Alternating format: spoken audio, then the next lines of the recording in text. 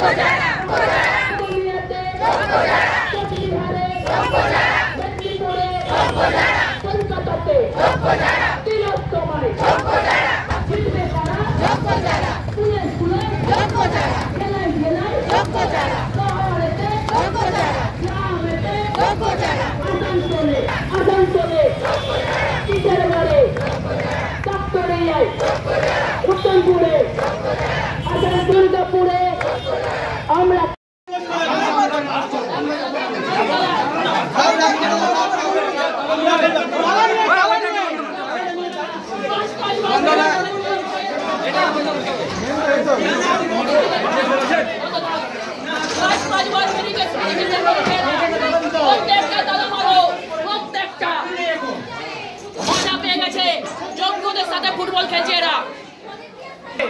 এটা ঠিক আছে, তারা তো ওদের আছে। এইটাই দিয়ে দিছি তালা। না এটা নতুন তালা করে।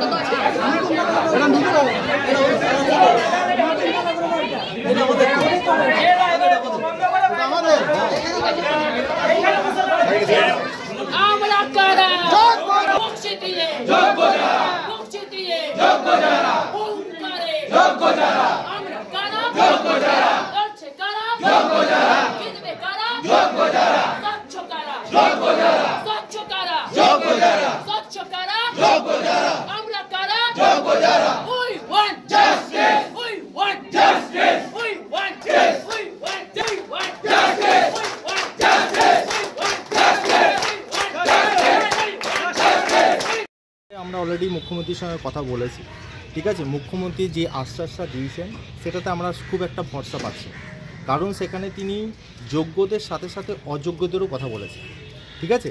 আমরা যোগ্য শিক্ষক এবং শিক্ষাকর্মীবৃন্দ যারা আছেন তারা আজকে আমাদের কর্মসূচি আছে ডিআই অফিসে, কিন্তু অলরেডি আমরা অবরোধ করব, ঠিক আছে। এটা আমাদের একটা অধিকার, যেহেতু আমরা যোগ্য আছি, আমাদের যোগ্যদের অধিকার আমাকে কেড়ে নিতে হবে, যা পরিস্থিতি আছে। আর সুপ্রিম কোর্ট যেহেতু আমাদের এই অর্ডারটা দিয়েছে, আমরা সর্বোচ্চ আদালতেও কিন্তু আমরা এটা রিভিউ পিটিশন করব, ঠিক আছে। আমাদের তরফ থেকে যতটা সম্ভব আমরা চাইছি, ঠিক আছে, জনমত গড়ে উঠুক, জনগণও জানুক যে যোগ্য কারা অযোগ্য কারা। যোগ্যরা যেহেতু টাকা দেয়নি, নিজের যোগ্যতায় চাকরি পেয়েছে, সেজন্য যোগ্যরা কিন্তু এই লিস্টে থাকবে, আর তারা নিজস্ব মর্যাদায় পুনর্বহাল হবে, এটাই আমরা কামনা করি, আর এটাই আমাদের দাবি, একটাই দাবি। দুদিন আগে তো দিদি আপনাকে আশ্বাস করেছেন, আশ্বাস দিচ্ছেন। দেখুন, তিনি সুপ্রিমো হিসেবে, আমাদের জনগণের মুখ্যমন্ত্রী হিসেবে তিনি যেটা বলেছেন, তিনি নিজের দিক থেকে বলেছেন, কিন্তু আমাদের মর্মাহতের কারণ হচ্ছে তিনি যোগ্য অযোগ্য কথাটা যেটা বলছেন, যোগ্য তাদের হয়ে তিনি যখন বলছেন কেন অযোগ্যরা আসে। অযোগ্যদের যদি বাদ দেওয়া হয় তাহলে তো সব সমস্যার সমাধান হয়ে যাবে, তাহলে তার কোনো কথা উঠবে না কে যোগ্য কে অযোগ্য। আজকে জনগণও জানে, সিবিআইও জানে যে কে অযোগ্য কে যোগ্য। তো যোগ্যরা যেহেতু যোগ্যতার সহতে এই চাকরিটা করেছে, ওই জন্য যোগ্যদের স্থান কিন্তু বজায় রাখতে হবে। কোনো পেমেন্ট কিন্তু বন্ধ করা চলবে না, স্যালারি বন্ধ করা চলবে না। সবারই বাচ্চা আছে, সবারই সংসার আছে। যখন একটা বয়সে সবাই সরকারি চাকরি পেয়ে একটা সংসার তৈরি করে, নতুন ঘর তৈরি করে, ঠিক আছে, বৃদ্ধ বাবা মাকে দেখছে, সেইটা একটা সুপ্রিম কোর্ট বিচার করলো না। বিচারের যোগ্য থাকা সত্ত্বেও সুপ্রিম কোর্ট সেটাকে অনীহা করে দিল। সুপ্রিম কোর্টের এই রায়টাকে কিন্তু আমরা মানছি না। ঠিক আছে, সুপ্রিম কোর্টের এই রায়টার বিরুদ্ধে আমরা রিভিউ পিটিশনে যাব, নিশ্চয়ই যাব। আর সেখান থেকে কিন্তু আমাদের বাঁচার রাস্তা মুখ্যমন্ত্রী সহ প্রত্যেকটা রাজনৈতিক দলকে বলছি এগিয়ে আসতে, তারা আমাদেরকে সাহায্য করতে। আমরা কিন্তু এই পরিস্থিতির শিকার হয়েছি একমাত্র অযোগ্যদের জন্য। অযোগ্য মুখ্যমন্ত্রী আশ্বাস পেয়ে আপনারা কিছুটা হলেও স্তমিত হয়েছে, কিন্তু পুরোপুরি হতে পারছি না, কারণ তিনি লাস্টে একটা কথা বলেছেন যে অযোগ্যরা। ইনডোর স্টেডিয়ামে যে ঘটনাটা হয়েছে, যে তিনি বক্তব্য দিয়েছেন, সেটাতে আমরা পুরোপুরি আশ্বস্ত হতে পারছি না। ঠিক আছে, সেই আশ্বস্তটা কে দেবে? একমাত্র আইনি পথে আমাদের চাকরিটা বহাল রাখতে হবে। আমাদের কারোর আশ্বাসের ওপর আমরা কিন্তু চাকরিটা বহাল থাকবে না। আজকে আইন যদি বলে যে হ্যাঁ কাল থেকে তোমরা টার্মিনেশন অর্ডার দিয়ে দেয়, তখন আমরা কি করব? ঠিক আছে, এই আইনটাকে কিন্তু আমাদেরকে চেঞ্জ করতে হবে, আমাদের প্রমাণ সাপেক্ষে, প্রমাণ দিয়ে যে আমরা যোগ্য, এরা একদম স্পেসিফিক বলে দিতে হবে এরা যোগ্য, এরা অযোগ্য। অযোগ্যদের যা শাস্তি, যেরকম শাস্তি যেমন চলছে সেরকম তদন্ত চালাতে পারেন, তাদেরকে কি করবেন না করবেন সেটা আইন ভেবে দেখবে। কিন্তু যোগ্যদের আইন কোথায়? যোগ্যরা যে এতদিন সাফার করছে, যেদিন থেকে রেজাল্ট পেয়েছে, কেউ ভেঙে পড়েছে, কেউ বাড়ির বাইরে আছে, ঠিক আছে, তার বৃদ্ধ বাবা মা পর্যন্ত কাঁদছে। এই বয়সে একটা বাবা মা, একটা সংসার যদি ভেঙে যায়, কে দায়িত্ব নেবে? কার দায়িত্ব? মুখ্যমন্ত্রীর দায়িত্ব, প্রধানমন্ত্রীর দায়িত্ব, কার দায়িত্ব? এটা তো সবারই দায়িত্ব, প্রত্যেকটা রাজনৈতিক দল কেন, মানুষের দায়িত্ব। আপনারা কি তাহলে স্কুলে যাচ্ছেন? স্কুলে আমরা যাচ্ছি না, স্কুলে যাচ্ছি না, কারণ একটাই যে আমাদেরকে সসম্মানে যখন ফিরিয়ে দেবে আমরা আবার স্কুল করতে চাই। আমাদের এই রাস্তাঘাটে আমাদের চলার পক্ষ নয়, আমরা এই রাস্তাঘাটে ঘুরে বেড়াচ্ছি একমাত্র কার জন্য? দায়ীটা কি? আমরা কি রাস্তাতে ঘোরার যোগ্য? এখন তো স্কুলে যাওয়ার যোগ্য। পরীক্ষা চলছে, স্কুলের এতগুলো স্কিম আছে, সেইগুলো চলছে, ঠিক আছে, সেইগুলো কে করবে? স্কুলগুলো তো তালা বন্ধ হয়ে যাবে কিছুদিন পর। এইটা আমরা জানাতে চাই যে আমরা যোগ্য, আমাদেরকে কিন্তু চাকরিতে বহাল রাখতে হবে। আপনার নাম?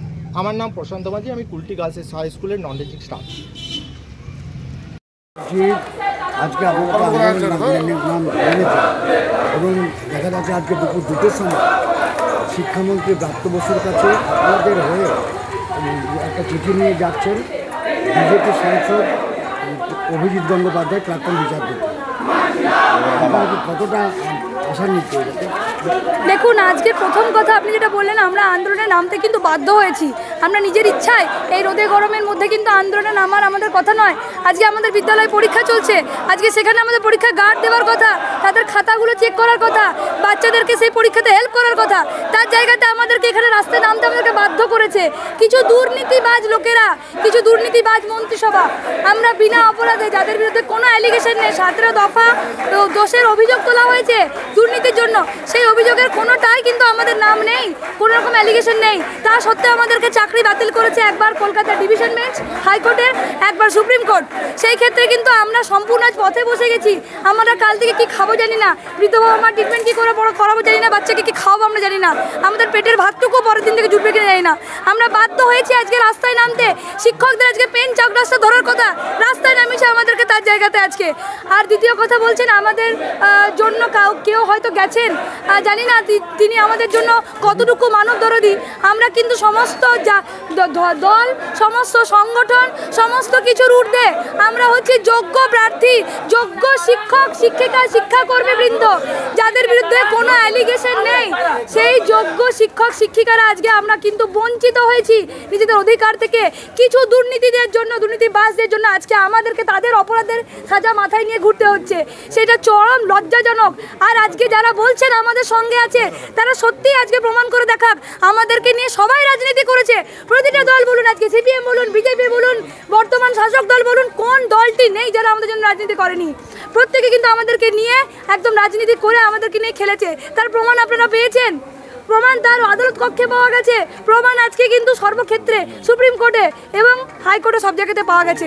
যদি সত্যি তাদের এখনও পর্যন্ত আমাদেরকে মানে আন্তরিকভাবে সহায়তা করার ইচ্ছে থাকে, সদর্থক ইচ্ছে থাকে, আমরা আহ্বান জানাচ্ছি প্রত্যেককে, প্রত্যেক সংবিধান, কোনো বিশিষ্ট দল নয়, কোনো রাজনৈতিক পার্টি নয়, কিচ্ছু না, সমস্তকে, যে আমরা এই যে চূড়ান্ত দুর্নীতি অন্যায় আজকে আমাদের সঙ্গে হয়েছে, কাল যে অন্য কারোর সঙ্গে ঘটবে না, আপনাদের সঙ্গেই ঘটবে না, তার কোনো গ্যারেন্টি আছে? নেই। আপনারা নির্বিশেষে, দলমত নির্বিশেষে, প্রত্যেকে, সংগঠন নির্বিশেষে প্রত্যেকে কিন্তু ঝাঁপিয়ে পড়ুন আজকে এই দুর্নীতির বিরুদ্ধে, আমাদেরকে ন্যায় বিচার পাওয়ানোর জন্য। আজকে যদি আমরা বঞ্চিত হই, বিদ্যালয়ে না যাই, আজকে বিদ্যালয়গুলো কিন্তু বন্ধ হয়ে যাবে, ছাত্রছাত্রীরা তাদের যে মানে পড়াশোনার যে সুযোগ, সেখান থেকে বঞ্চিত হবে। শহরাঞ্চলের ছাত্রছাত্রীরাদের কথা ভাবছেন, গ্রামাঞ্চলে ভাবুন, সমস্তরাই কিন্তু এই সরকারি স্কুলের ওপরে নির্ভরশীল। তারা সমগ্র শিক্ষা ব্যবস্থা কিন্তু ধ্বংস হয়ে যাবে। তাই আমরাই হচ্ছি শিক্ষক শিক্ষিকারা, হচ্ছে সমাজ গড়ার ভবিষ্যৎ। আজকে যাদেরকে ডাক্তার, ইঞ্জিনিয়ার, পুলিশ বলুন, উল্লেখ যারা আজকে আমাদের জন্য যাদেরকে আমরা তৈরি করেছি, ভবিষ্যতে আর কি তাদের ছেলেমেয়েরা যে ডাক্তার, ইঞ্জিনিয়ার, শিক্ষক হতে পারবেন? কারা তৈরি করবে? এটা কাদের দোষে হলো? আমাদের সরকার পক্ষ। আজকে সরকার পক্ষের অঙ্গুলি লেহন না থাকলে কোনো মন্ত্রীর ক্ষমতা নেই সেই পক্ষের মন্ত্রীর যে তারা এত বড় একটা দুর্নীতি করবে। এবং কালকে আপনারা সবাই জানেন, গতকাল সুপ্রিম কোর্টে যে কেসটি ছিল ক্যাবিনেটের বিরুদ্ধে সুপার নিউমেরিক পোস্ট ক্রিয়েশনের জন্য, সেই যারা সুপার নিউমেরিক পোস্ট ক্রিয়েশন করলো দুর্নীতি করার জন্য, তাদের মন্ত্রিসভা রক্ষা পেয়ে গেল সিবিআই তদন্ত নির্দেশ হলো না তাদের বিরুদ্ধে। কিন্তু সেই সিবিআইয়ের নির্দেশ কাদের উপরে এসে পড়লো? খারা আমাদের যোগ্যদের উপরে, যারা সুপার নিউমেরিক পোস্টে নিয়োগ হয়েছিলেন। কারা নিয়োগ করেছিল? আমরা ক্যান্ডিডেটরা যারা পরীক্ষা দিয়েছি, আমাদেরকে যারা নিয়োগ করেছিল তারাই তো দুর্নীতিবাজ। তাদেরকে কালকে ছাড়পত্র দেওয়া হয়ে গেল। এটা যদি আমাদের সরকারের এটা যদি দুর্নীতি না হয়, তাহলে আর কার দুর্নীতি? সেই সরকার তার মন্ত্রিসভাকে বাঁচালো। প্রত্যেকের কাছে কিন্তু জলের মতো স্পষ্ট। আজকে আমরা রাস্তায় নেমেছি। আপনার নাম? আমার নাম হচ্ছে রূপা কর্মকার। আজকে একদম ডি অফিসে তালা মেরেছে। মুখ্যমন্ত্রী আর নেতাজি ইন্ডোর স্টেডিয়ামে এসেছেন। এই স্টেডিয়ামে এসেছিলেন নাকি আমাদেরকে সাহায্য করার জন্য। আমাদেরকে তিনি গলা উঁচু করে বলেছেন যোগ্যতার সঙ্গে আছেন, কিন্তু তিনি মিথ্যা প্রতিশ্রুতি দিয়েছেন। কি করে? তার প্রমাণ আপনারা দেখবেন লাইভগুলোতে। উনি বলছেন আমরা এখন যোগ্যদেরকে দেখছি, যোগ্যতার জন্য করছি, পরে অযোগ্যতার কথাটা ভাববো। কোন ধরনের মুখ্যমন্ত্রী তিনি? লজ্জা লাগে না তার? এখনো তিনি অযোগ্যদের পাশে আছেন। তিনি কাকে ডাকছেন? 26,000 শিক্ষক শিক্ষিকা শিক্ষা কর্মীদেরকে ডেকেছেন ইন্ডোর স্টেডিয়ামে। 26,000-এর মধ্যে কারা রয়েছে? 6,000 ওই যে দুর্নীতি পরায়ণ শিক্ষক শিক্ষিকা শিক্ষা কর্মীরা রয়েছেন। কেন 26,000-কে ডেকেছেন? লজ্জা লাগে না মুখ্যমন্ত্রীর?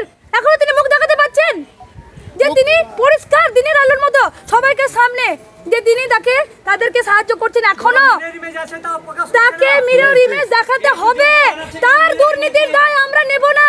মিরর ইমেজ তাকে প্রকাশ করতে হবে, কোর্টে প্রডিউস করতে হবে এফিডেভিট দিয়ে মিরর ইমেজ প্রকাশ হয়, তাদের ওএমআর সিট প্রকাশ হয় এবং 2023 সালে তাদের চাকরি বাতিল হয়। আচ্ছা বেশ, অভিজিৎ গঙ্গোপাধ্যায়ের বেঞ্চে অভিজিৎ গঙ্গোপাধ্যায় শুধু তাদের চাকরি বাতিল করেন, কিন্তু আমাদের সরকার কি করলেন? সরকার তাদেরকে বাঁচাতে তাদের যোগ্য আইনজীবীকে নিয়ে নিযুক্ত করলেন যে তারা যাতে বাঁচুক। কেন না, অযোগ্য যদি চলে যায় তাহলে তো তাদের সরকার পড়ে যাবে। তারা তো টাকা নিয়েছে, তারা তো ঘুষ খেয়েছে, তাদের নেতারা তো চলে যাবে, তারা ক্যাবিনেটকে বাঁচাতে পারবে না। তাই তারা ঠিক করলেন ওদের সাথে বসে যে পুরো প্যানেলটাই বাদ যাক।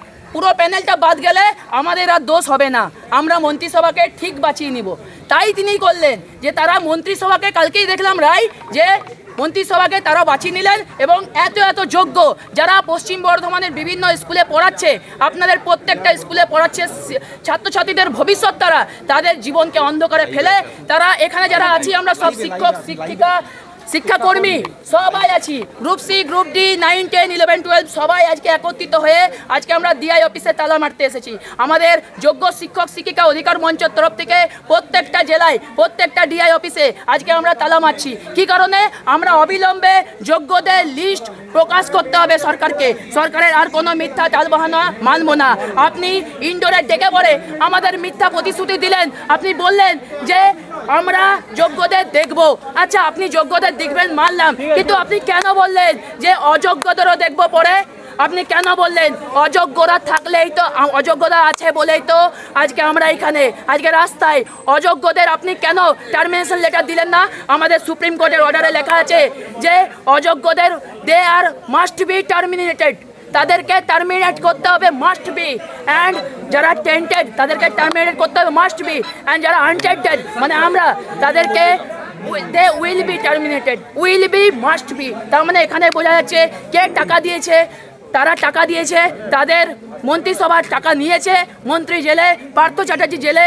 আজকে আপনারাই বলুন, আজকে আমি সমাজের কাছে এটা প্রশ্ন রেখে যেতে চাই যে আপনার মন্ত্রিসভা চুরি করলো, যাদের অ্যাপয়েন্টমেন্ট লেটারে মানে আমাদের শিক্ষকদের অ্যাপয়েন্টমেন্ট লেটারে, যোগ্য শিক্ষকের অ্যাপয়েন্টমেন্ট লেটারে সুবীরেশ চট্টোপাধ্যায়, সুবীরেশ মজুমদার, সুব্রত ভট্টাচার্যের সাইন আছে, ঠিক আছে, সেই সাইন আছে, তিনি জেলে গেছিলেন, তো তিনি আজকে জামিন পেয়ে গেলেন। তিনি চুরি করেছেন, তিনি টাকা নিয়েছেন, তিনি 2 বছর পর জামিন পেয়ে গেলেন। আর আমরা কি দোষ করেছি?